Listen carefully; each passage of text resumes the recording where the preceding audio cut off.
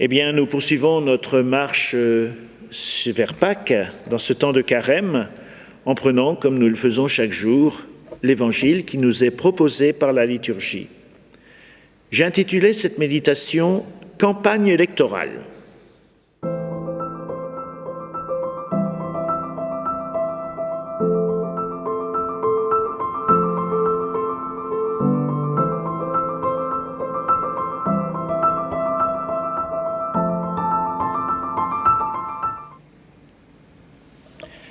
De l'évangile de Jésus-Christ selon saint Matthieu. En ce temps-là, Jésus monta à Jérusalem, prit à part les 12 disciples, et en chemin leur dit : « Voici que nous montons à Jérusalem.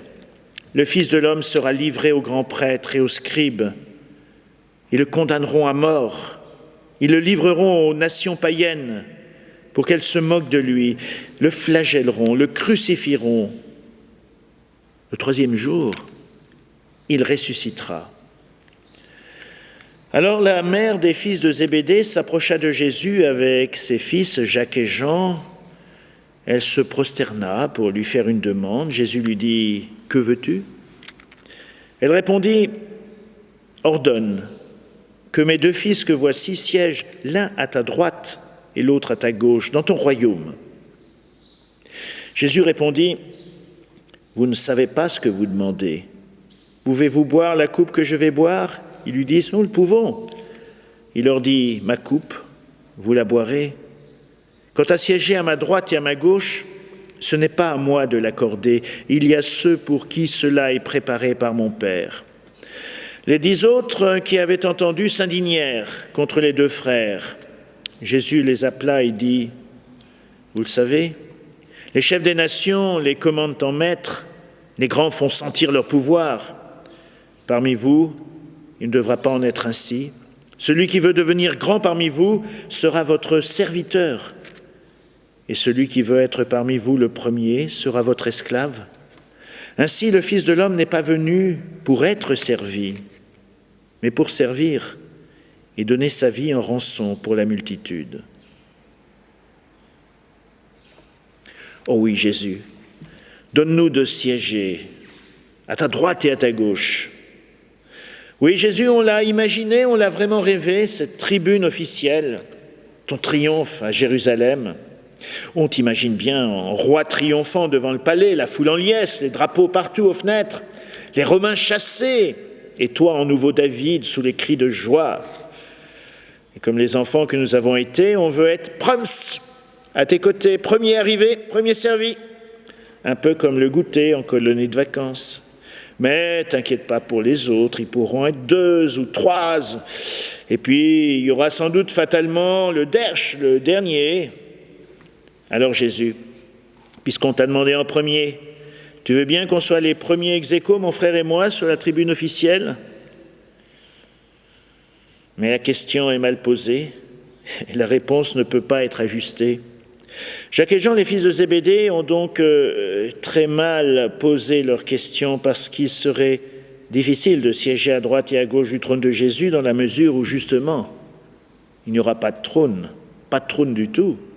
Parce que quand élévation et podium il y aura, ce sera l'instrument de supplice appelé la croix, exposé à la vie de tous. Oh, bien sûr, nous n'aurions jamais osé demander à Jésus cette sorte de faveur. Nous sommes beaucoup plus raisonnables que Jacques et Jean. Mais n'y a-t-il pas dans un petit coin de notre imagination quelques rêves de triomphe, de grandeur, quelques désirs de nous associer à un Messie glorieux qui viendrait arranger toutes nos affaires ? Avons-nous complètement fait le deuil du Dieu de notre petite enfance que l'on imaginait aussi puissant que nous avions cru nos parents invincibles et magnifiques ? Avons-nous quelquefois la tentation de rechercher encore un Christ qui viendrait nous réserver des bonnes places que nous aurions méritées dans cette vie ou dans l'autre ? Tout au moins un Messie dont la providence pourrait nous sortir de l'embarras en fonction de nos mérites, donnant. Serions-nous parfois un peu comme cet automobiliste exaspéré qui avait un rendez-vous extrêmement important en ville, tourné depuis une demi-heure dans le centre-ville sans trouver une place de stationnement ou un parking libre. Oh, il priait intensément, les mains crispées sur le volant. « Seigneur, je t'en supplie, je suis quand même un fidèle sérieux, fais quelque chose pour moi. » On raconte qu'à ce moment-là, comme une voiture venait devant lui de libérer un stationnement, il murmura finalement « Bon, Seigneur, finalement, ne te dérange pas, je viens de trouver. » Jésus ne s'attribue pas le rôle de distribuer les bonnes places de stationnement ou dans la tribune officielle. Il vient inviter à la joie du service, en prêchant par l'exemple. Celui qui veut devenir grand se fera serviteur.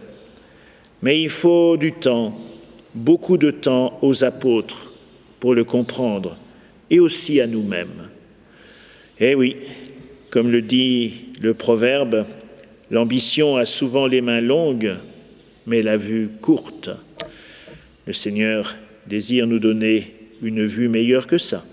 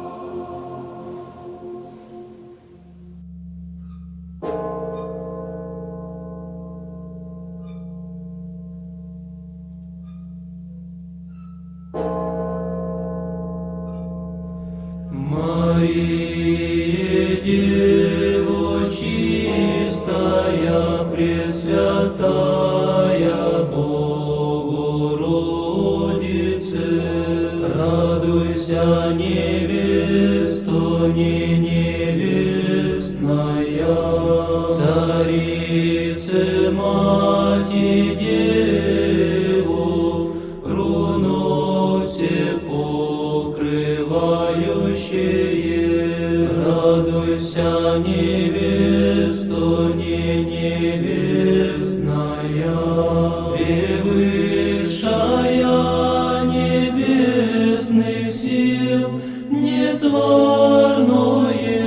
сияние,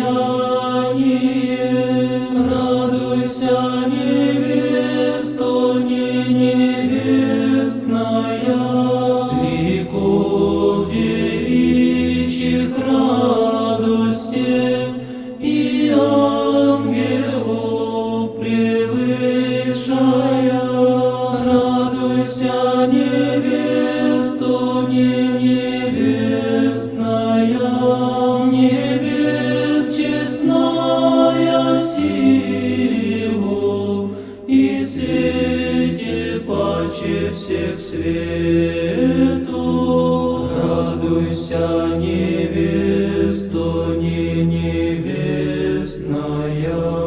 честнейшая владычице всех небесных воинов, радуйся, невесто, не невестная, всех праотцев надежду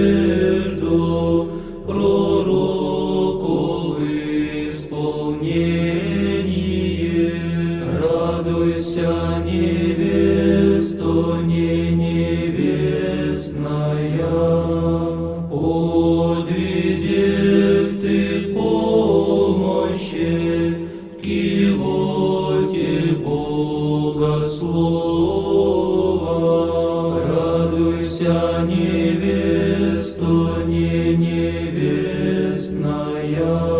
и девам ликование, и матерям отраду. Радуйся, невесту не невестная, целомудрия наставнице, душ наших очищение. Радуйся, невесту не невестная, покровивши облака и страждущих пристанище.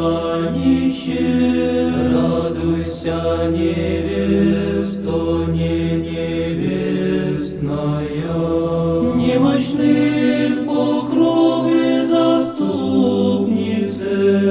надежду ненадежных. Радуйся, невесту не невестная. Мария, Матерь Христа, истинного Бога, радуйся, невесту не невестная, Ааронов жезле прозявший, сосуде тихой радости. Радуйся, невесту не невестная, всех сирых и вдов утешение, в бедах и скорбях помощи. Радуйся, невесту не невестная,